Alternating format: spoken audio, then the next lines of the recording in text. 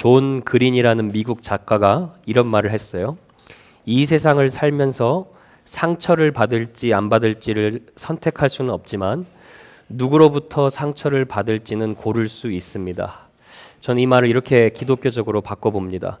이 세상 살면서 고난받을지 안 받을지 선택할 수는 없지만 저는 예수님을 위해 고난받는 거 선택하겠습니다.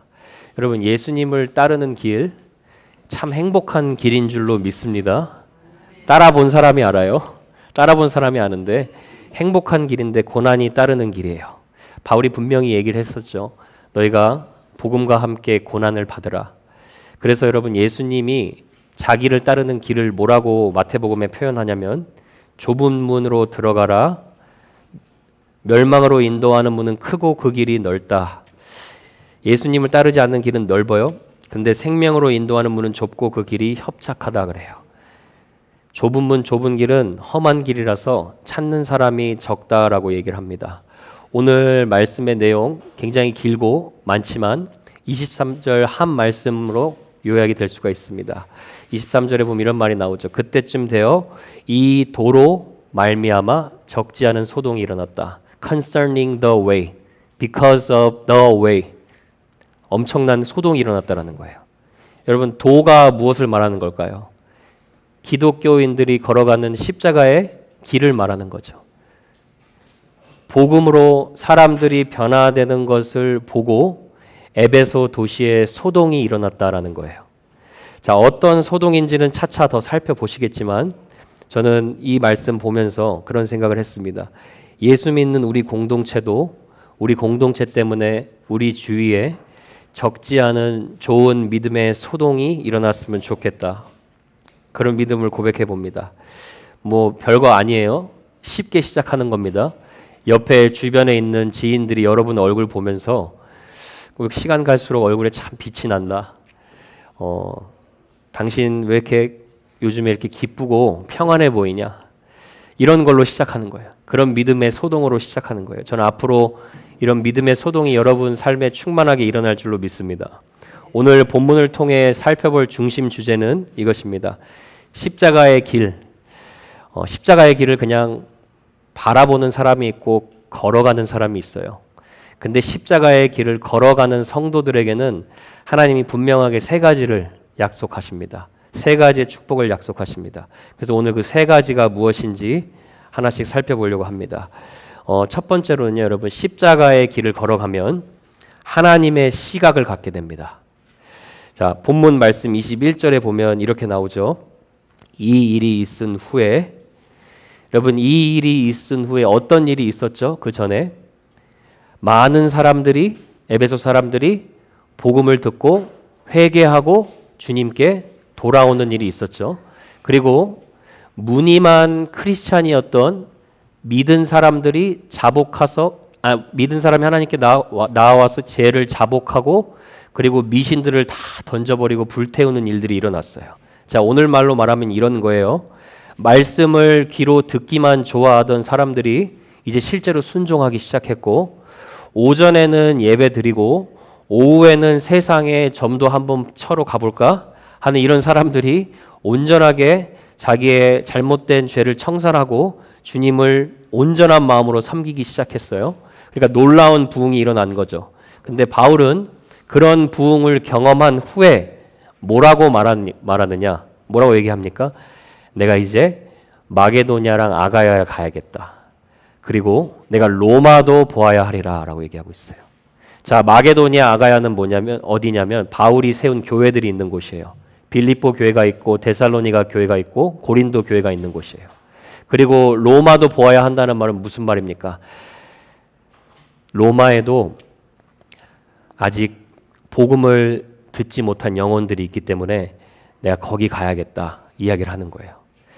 여러분, 바울은 당시 에베소 도시에서 일어났던 엄청난 부흥의 열매에 안주하고 취할 수도 있었는데 그 사역에 자화자찬하지 않고 바울에게는 계속 보이는 게 있었는데 그게 바로 로마에 있는 영혼들이 보이기 시작한 거예요. 자, 여러분, 이걸 우리 삶에 갖고 와서 한번 적용을 해볼게요. 여러분이 예수님을 믿고 주님이 주신 은혜와 사랑을 경험하면 할수록 변하는 게 있어요. 그게 뭐냐면 여러분의 사이트, 시각이 변합니다. 보이지 않던 것들에 눈이 띄어지기 시작하고 하나님께서 여러분의 시야를 넓혀주시기 시작합니다. 이전에는 여러분이 당장 지금 내가 겪는 고난을 이기시게 하시는 하나님을 찬양했다면 어느 순간은 하나님의 사랑을 전혀 모르는 다른 영혼들이 눈에 보이기 시작해요. 나에게 머물러서 일하시는 하나님이 아니라 열방을 통해서 일하시는 하나님이 여러분 눈에 보이기 시작합니다. 여러분, 제가 작년에 제 아이와 읽었던 책 중에 헬렌 로즈빌라는 인물의 전기가 있어요. 이 아이 책으로 만들어서 굉장히 짧은 책이에요. 그 짧은 책 내용 보니까 영국 출신의 선교사님 이야기인데, 이분이 아프리카 콩고의 아이들과 고아들을 위해서 오랜 시간 동안 헌신하신 분이에요. 그러니까 어렸을 때부터 신앙생활을 철저히 훈련받아서 부모님이 매번 이런 질문을 하게 했대요. Is this worthy? 너가 지금 하는 일 가치 있는 일이니? 이걸 계속 묻게 했대요. 그래서 그 어렸을 때부터 잘 신앙받은 그 은혜로 쌓이다 보니까 나중에 이제 의대 공부를 마치고 What is worthy? 하다가 아프리카 콩고에 있는 영혼들이 눈에 보인 거예요. 그래서 자신의 삶을 들여서 콩고에 가게 됩니다. 그래서 참 대단한 분이시구나, 이 정도로 제가 책의 내용을 보고 읽었어요. 그런데 최근에 제가 한 목사님을 통해 이분의 간증을 온전하게 듣게 됐어요. 그러니까 풀 스토리를 듣게 됐는데 너무나 놀라운 사실이 있었어요. 알고 보니까 1964년에 콩고 정부가 혼란스러운 시기 때 반란군이 일어났습니다. 그래서 그때 반란군들이 벨기에 그런 유럽 사람들을 싫어해서 이제 우리가 독립하자 해서 이제 백인들을 다 화풀이하기 시작했어요. 백인들에게. 그런데 그때 오신 백인 선교사님들에게도 화풀이를 하려고 선교사님들을 다 잡아놓은 거예요. 그때 반란군에게 이 선교사님이 잡혀가지고 5개월 동안 감금을 당해서 수차례 피지컬리 폭행을 당하고 실제로 여러분 3번이나 강간을 당하신 거예요. 그거를 본인 입으로 간증해서 이야기를 한 거예요. I was raped 3 times. 이걸 얘기한 거예요. 선교 컨퍼런스에서. 그때 선교사님이 그걸 얘기하면서 자기 인생에서 가장 수치스러운 순간이었다라고 얘기를 합니다. 근데 여러분, 이런 상황이면 사실 콩고 선교고 뭐고 다 끝난 거 아닙니까? 그래서 일단 영국으로 돌아오신 거예요. 그래서 하나님께 물으면서 따졌대요. 하나님, 제가 당신을 위해 드린 헌신이 이렇게 있고 제가 하나님을 위해 순결을 바쳤는데 제가 이렇게 무너질 수가 있습니까? 이것도 가치 있는 일입니까? 물어본 거예요. Is this worthy라고 물어본 거예요. 그렇게 힘든 시기를 버티면서 영국에서 지내고 있는데 또 다른 고통으로 인해 시련에 잠긴 한 젊은 부부를 만나게 된 거예요. 그 젊은 부부가 알고 보니까 어린 자녀가 수영장에 물에 빠져가지고 익사로 죽게 됐어요. 근데 하나님이 그 젊은 부부를 만나서 계속 시키는 거예요. 너가 상처받았지만 여전히 하나님 신뢰하고 있다는 그 너의 이야기를 해주라. 그래서 자기가 상처받았던 그 이야기를 했는데 놀랍게도 그 젊은 부부가 그 헬렌 선교사님의 상처의 이야기를 듣고 위로를 받은 거예요. 힐링을 받은 거예요. 그리고 나서 또 너무나 웃긴 게 이 젊은 부부의 옆집 이웃집 부부가 말도 안 되는 일이 났어요. 현관문에서 아이가 놀고 있다가 자동차에 치여서 죽은 거예요. 그래서 그 자리에서 세상을 떠났어요.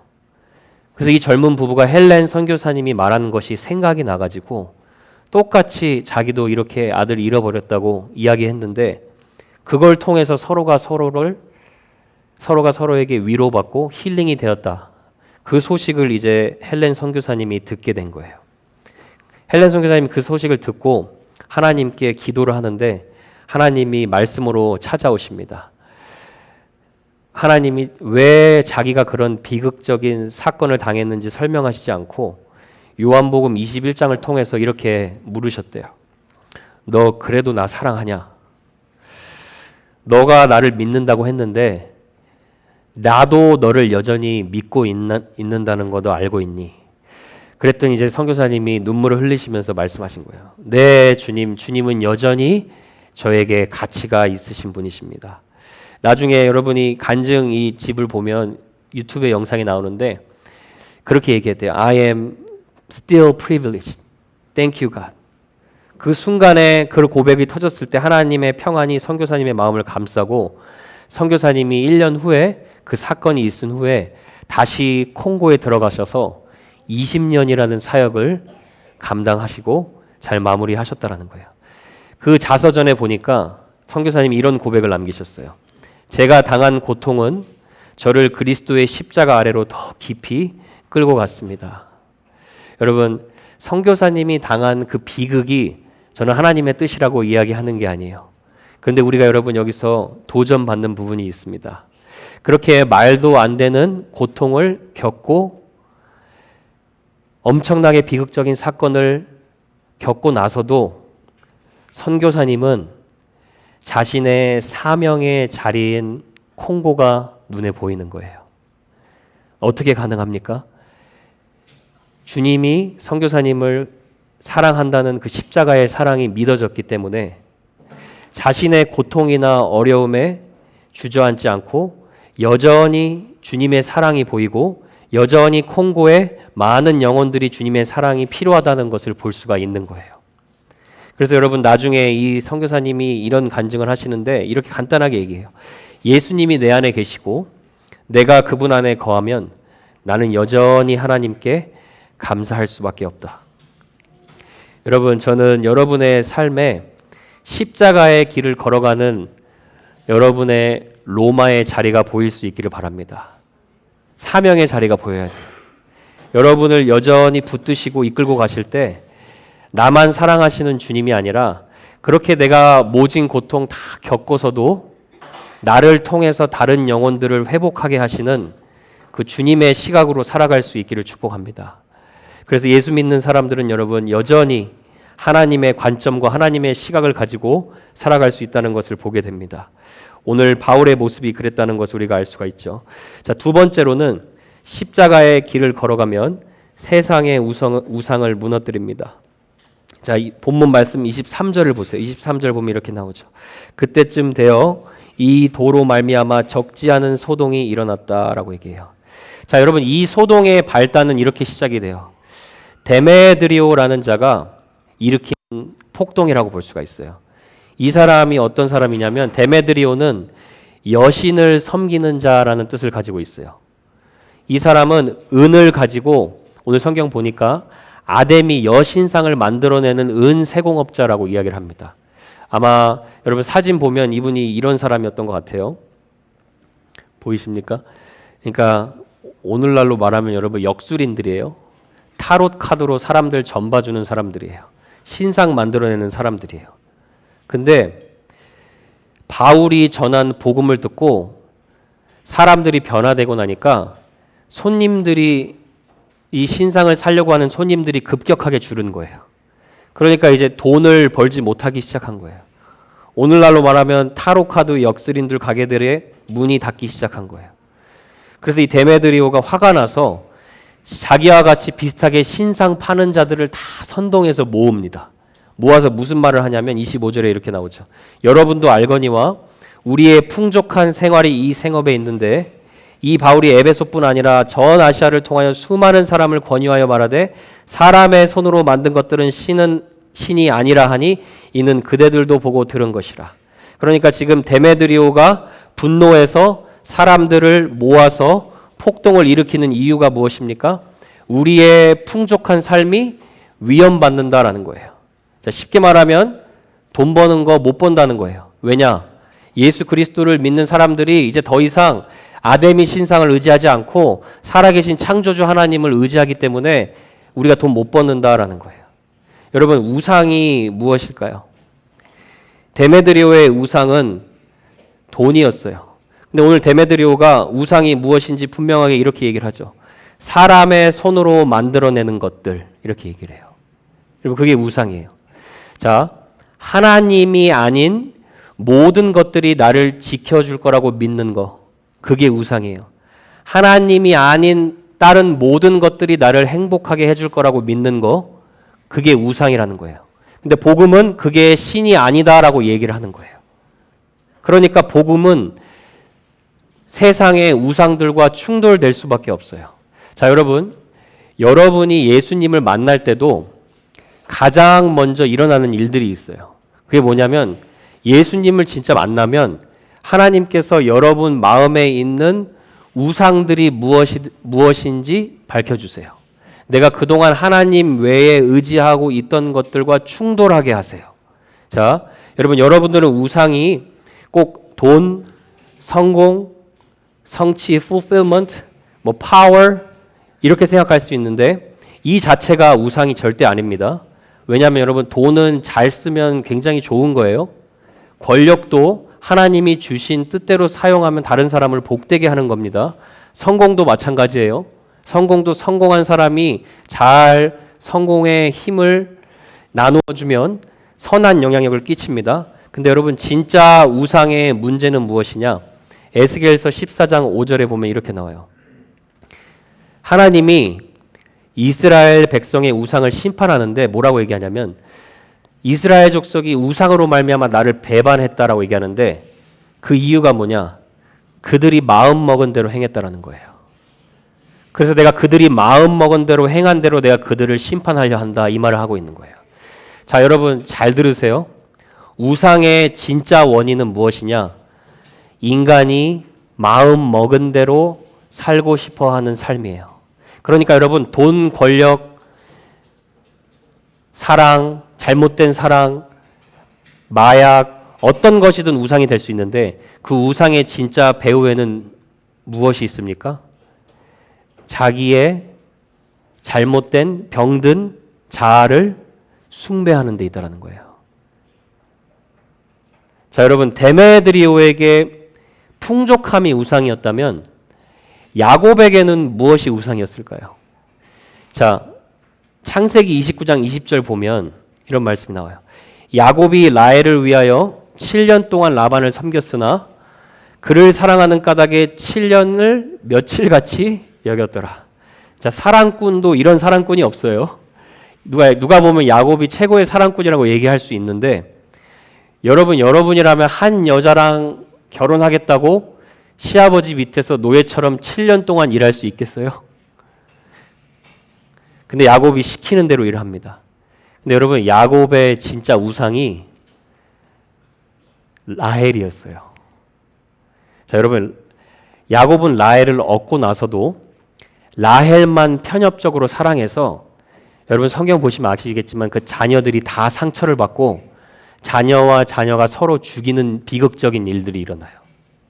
그러니까 지금 야곱은 하나님의 사랑을 온전히 믿지 못했던 상태예요. 그래서 그때 아버지의 사랑이 그립고 어머니의 사랑이 그리운데 이런 생각을 했던 거예요. 내가 저 여인만 내가 손에 얻을 수 있다면, 내가 저 여인과 살 수 있다면 인생 행복할 거다. 이런 생각을 한 거예요. 야곱의 잘못된 우상이 바로 라헬이었던 거예요. 그런데 여러분 복음, 하나님을 제대로 만나면 이 우상들이 드러나는 거예요. 예수님을 만나면 어떤 일이 일어나냐면 내가 궁극적으로 사랑해야 할 대상이 하나님임을 알게 하신다라는 거예요. 그러니까 내 삶의 우상이 허상이었다라는 것을 알게 돼요. 내 삶에 하나님 외에 내가 하나님처럼 의지하고 사랑했다는 것이 의미 없던 허상이었다라는 것을 알게 된다는 거예요. 그래서 여러분 하나님만을 사랑할 때 우리 삶의 우상들이 드러나기 시작하고 사실 하나님을 사랑할 때 우리 인생에 정리되지 않던 부분들이 제자리를 찾기 시작하는 것인 줄 여러분이 믿으시길 바랍니다.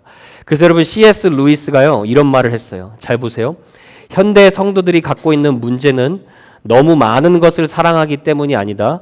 하나님의 사랑을 충분히 알지 못하고 사랑받지 못했기 때문이다. 근데 여러분 복음이 무엇을 알게 하느냐? 내가 하나님의 사랑을 충분히 받은 자임을 알게 하는 거예요. 그러니까 내가 사랑받는 자임을 알기 때문에 다른 데 눈 돌릴 겨를이 없는 거예요. 여러분, 저는 이 이야기가 여러분의 이야기인 줄 믿습니다. 주님만을 사랑하는 이 이야기가 여러분의 이야기인 줄 믿어요. 계속 본문을 다시 보면 데메드리오가 그래서 돈 버는 거 안 뺏기려고 사람들을 모아서 선동을 하는데 하나님의 복음에 대해서 잘 알지 못하는 사람들의 반응이 어떤지 보세요. 28절, 29절 보세요. 28절 보니까 그들이 이 말을 듣고 분노가 가득하여 외쳐 이르되 크다 에베소 사람의 아데미여 하니 온 시내가 요란하여 바울과 같이 다니는 마게도냐 사람 가이오와 아리스다고를 붙들어 일제히 연극장으로 달려 들어가는지라. 그러니까 무엇이 진리인지 아닌지도 분별하지 못하고 다짜고짜 데메드리오의 말을 듣고 선동돼서 바울의 동역자인 가이오와 아리스다고를 붙잡고 연극장으로 끌고 가는 거예요. 여러분, 지금 제가 당시의 상황이 어떤지 역사적인 문헌 보니까 그 에베소 연극장이 한 2만 5천 명까지 수용할 수 있는 공간이에요.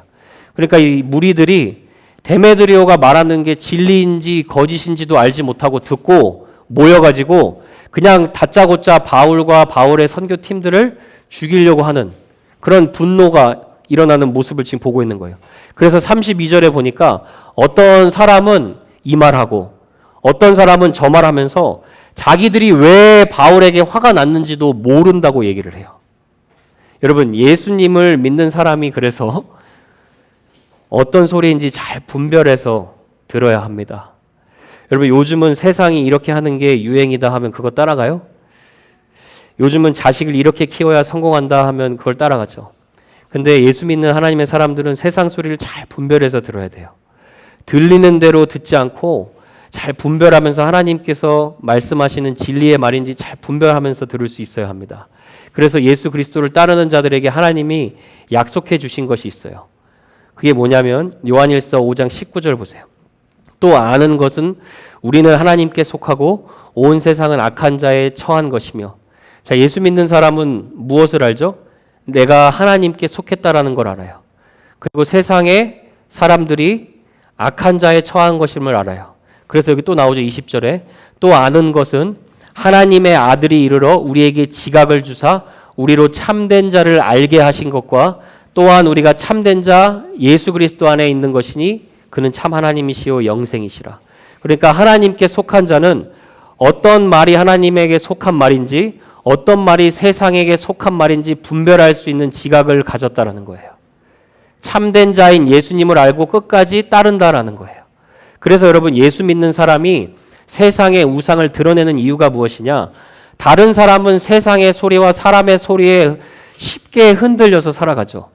SNS에서 소셜미디어에서 뉴스에서 이런 얘기를 하면 이 말이 마치 진리인 것만큼 듣고 그거에 따라 흔들리는 거예요. 그런데 예수 믿는 사람은 사람들이 말하는 거에 그거 고지고대로 믿고 흔들리는 삶을 사는 게 아니라 언제나 하나님의 말씀을 먼저 듣고 분별력을 갖고 있기 때문에 다른 사람들이 세상의 흐름에 휩쓸려서 다 이 길을 갈 때 예수 믿는 사람은 하나님의 말씀 듣고 나는 여전히 십자가의 길을 가겠다 하기 때문에 세상의 잘못된 우상과 악들이 드러나는 거예요. 그래서 여러분, 저는 여러분을 통하여서 세상의 잘못된 악과 우상들이 계속해서 드러나는 빛의 통로가 여러분이 될 수 있기를 축복합니다. 여러분, 데메트리오의 말에 선동되지 않기를 바라요. 세상 소리에 속지 않기를 바랍니다.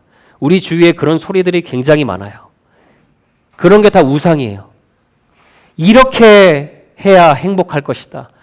데메트리오가 선동하는 소리에 속지 않아야 돼요. 하나님의 사람은 하나님이 나를 창조하시고 내가 그분 안에 살아간다는 것이 가장 행복한 것이다 고백하며 그 십자가의 길을 묵묵히 걸어갈 수 있어야 합니다. 여러분, 기억하시길 바랍니다. 많은 소리 듣고 살아가지만 여러분은 주님의 말씀이 들려지는 인생임을 기억하세요. 군중의 소리는 언제나 요란합니다.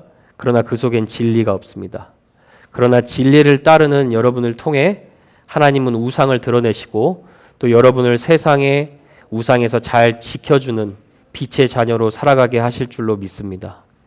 그래서 십자가의 길을 걸어가면 여러분의 그 십자가의 길을 걸어가는 삶을 통해서 여러분의 그 믿음의 고백을 통해서 세상의 우상들이 하나 둘씩 무너지기 시작합니다. 자, 마지막으로 십자가의 길을 걸어가면 하나님의 특별한 보호하심을 경험합니다. 자, 여러분, 데메드리오의 선동에 넘어간 군중들이 가이오와 아리스다고 바울의 친구를 극장으로 데려갔어요. 그래서 바울이 자기의 동역자들을 자기가 구하려고 연극장에 따라 들어가려고 한 거예요. 왜냐하면 내가 전한 복음 때문에 지금 내 제자들이 죽게 생긴 거예요. 근데 이제 어떤 일이 일어나느냐? 자, 30절을 보시면 이렇게 나와요. 바울이 백성 가운데로 들어가고자 하나 누가 말려요? 제자들이 말려요. 그러니까 바울을 통해 예수님 믿은 제자들이 옆에서 나타나서 아직 들어가지 말라고 말리는 거예요. 여러분, 바울이 담대한 사람이죠. 사람 무서워하는 사람이 아니에요. 그런데 때론 여러분, 인간의 담대함이 하나님의 일을 그르칠 수가 있어요. 인간의 담대함이 때로는 하나님이 보시기에 무모함이라고 얘기할 수가 있어요. 지금 바울이 여기 들어갔다가 언제든 돌 맞아 죽을지 몰라요. 그러니까 하나님이 제자들을 통해서 말리신 거예요. 근데 바울이 좀 말을 안 들었나 봐요. 그래서 옆에 또 다른 사람을 붙여주십니다. 31절에 또 아시아와 갈리 중에 바울의 친구된 어떤 이들에게 그에게 통지하여 연극장에 들어가지 말라 권하더라. 여기서 아시아 갈리는 고위 관직에 있던 자를 말합니다. 이제 이런 걸 보면 저는 알 수 있는 게 좀 깨달아지는 게 있더라고요. 그게 뭐냐면 여러분, 바울이 정말 영적으로 분별력이 있던 신앙인이었지만 바울조차도 언제든지 하나님의 보호하심 없었다면 하나님의 일을 하지 못하고 오히려 세상을 빨리 떠났을 수 있었다는 거예요. 바울과 같은 믿음의 사람도 하나님의 일을 그르칠 수 있는 순간이 많았다는 거예요. 그런데 여러분, 바울에게 성령님께서 마음을 주셨잖아요. 아까 전에 부흥을 경험한 후에 뭐라고 얘기했습니까? 내가 이제 로마도 보아야 하리라. 로마까지 가야 되는 거예요. 로마에 가서 복음을 전해야 하는 거예요. 그러니까 하나님께서 바울을 주변에 사람들을 붙여주셔서 철저하게 바울을 보호해 주신 거예요. 바울의 생각대로만 바울이 결정하고 행동했다면 로마로 가지 못했을 거예요. 그러나 하나님이 주변에 동역자들을 붙여주신 거예요.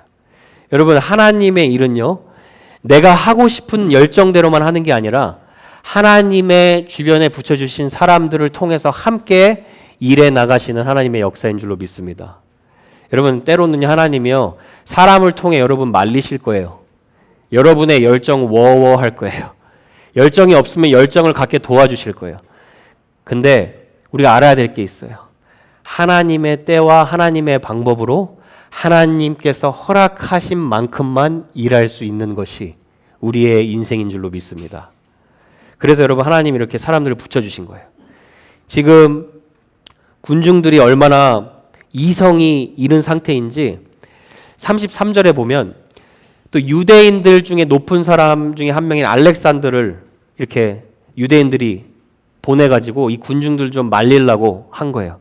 근데 이 백성들이 이 알렉산더가 등장하자마자 유대인이라는 자체 하나만으로 너도 바울이랑 똑같은 놈이다 하고 전혀 말을 듣지가 않아요. 그러니까 여러분, 사실 지금 어떤 상태인지 여러분이 상상해 보세요. 연극장 앞에 바울과 함께하던 동역자들이 잡혀 있고, 그리고 바울이 아무것도 할 수 없는 상태, 진퇴양난의 상태라고 얘기해요. 이런 거를. 이게 어떤 뜻이냐면 나아가려 해도 더 이상 나아갈 수 없고 물러서려 해도 물러설 수 없는 어려운 지금 상황이에요. 그러니까 지금 아무것도 할 수 없는 이 상황이에요. 자, 여러분, 그럼 이제 바울이 무엇을 해야 할까요? 아무것도 할 수 있는 게 없어요. 여러분, 우리가 예수님 따르다 보면 이렇게 때로는 아무것도 할 수 없는 상태를 맞닥뜨릴 때가 있어요. 자, 순종해서 기적을 경험하기도 하는데 순종해서 걸어갔는데 넘지 못할 산을 만날 때가 있어요. 아무것도 할 수 없는 상태. 그런데 여러분, 그렇게 위험한 상황에 하나님께서 바울을 도와주시는 거예요. 위에서 바울을 건져주시는 거예요. 근데 놀랍게도 어떻게 건져주시냐면 35절 36절 보세요. 갑자기 어떤 한 사람이 등장해요.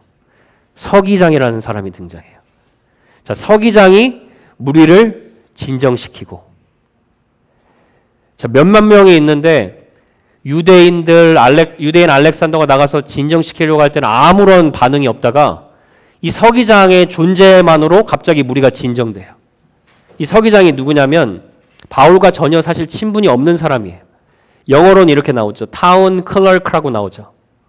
아마도 오늘날로 말하면 시의회 사무총장 혹은 법적으로 당시 에베소 도시의 최고 권력을 지닌 자 중에 한 명이라고 생각할 수 있어요. 이 사람이 바울 대신 나서서 다 해결해 주는 거예요. 야, 지금 너희들이 하는 게 말이 되냐? 바울이 언제 아데미 여신상을 모독했냐? 바울이 얘기한 거는 하나님이 창조주의 하나님이라고 얘기했지 무슨 바울이 아데미 여신상을 모독했느냐? 법적인 문제로 소란을 일으킨 것도 아닌데 왜 너희들이 함부로 이런 일을 행하느냐라고 얘기를 하는 거예요. 이런 식으로 하면 뭐라고 얘기하냐면 오히려 우리가 소란죄로 고소당할 위험이 있다라고 대신 다 변호해 주는 거예요. 그러니까 여러분 저는 이 사람의 등장을 보면서 아, 하나님이 일하시는 게 이러시구나라는 생각이 들어요. 진짜 내가 내 힘으로 아무것도 할 수 없다고 생각하는 그때에 하나님이 또 기가 막히게 하나님의 사람들을 보내주시는구나.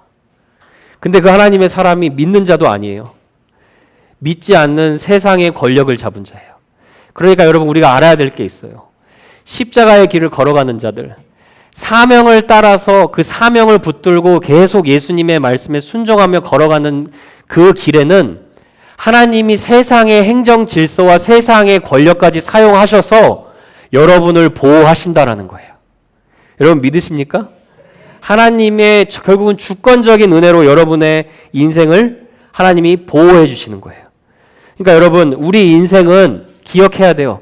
여러분이 열심히 지키면서 사는 인생이 아니라 철저히 하나님의 주권적인 은혜로 지켜지는 기적과 같은 인생임을 믿습니다.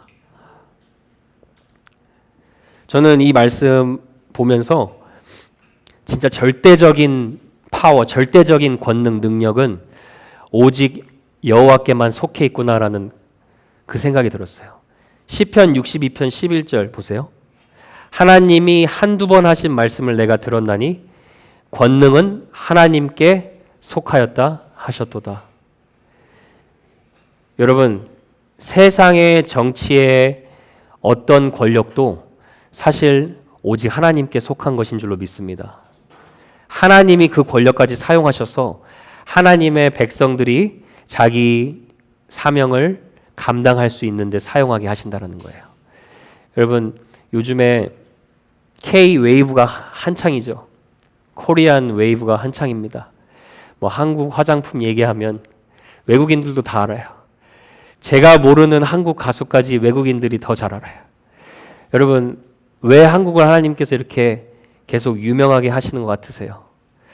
한국에게 힘을 실어다 주는 거죠. 그렇죠? 왜 실어다 주는 겁니까? 결국 왜입니까? 교회가 하나님의 사명 더 잘 감당하라는 거예요. 힘을 실어주는 거예요. 제가 제 얘기해서 죄송한데 인도에 갔잖아요. 인도에서 그 핍박받는 도시에 갔었잖아요. 근데 제가 연예인인 줄 알았어요. 제가 오토바이 타고 가는데 이태진 목사님은 현지인인 줄 아세요. 그런데 막 환호를 하는 거예요. 왜 한국인을 너무 좋아하는 거예요. 그래서 하나님이 왜 이렇게 한국 사람들에게 이렇게 마음 문을 열고 있을까? 이유가 있다면 하나겠다. 내가 전하는 복음 듣고 이 사람들이 구원받게 하시려고 하나님 마음 문을 열어놨구나. 여러분 어려움이 있으면 우리는 어려움에 집중하면 안 되고 그 어려움 가운데서도 우리를 통해 하나님의 영광을 드러내시는 하나님께 집중할 수 있기를 바랍니다. 하나님이 그래서 하나님의 사람을 보호해 주시는 거예요. 저는 보호해 주시는 타이밍도 너무나 기가 막히다고 생각해요. 이 34절에 보니까 에베소 사람의 아데미어 하기를 2시간이나 하더니 그러니까 더 분노가 절정에 오를 때 도저히 아무것도 할 수 없는 밤사경을 헤매는 파도 그런 가운데 갑자기 서기장이 딱 나타나서 무리를 진정시키는 거예요.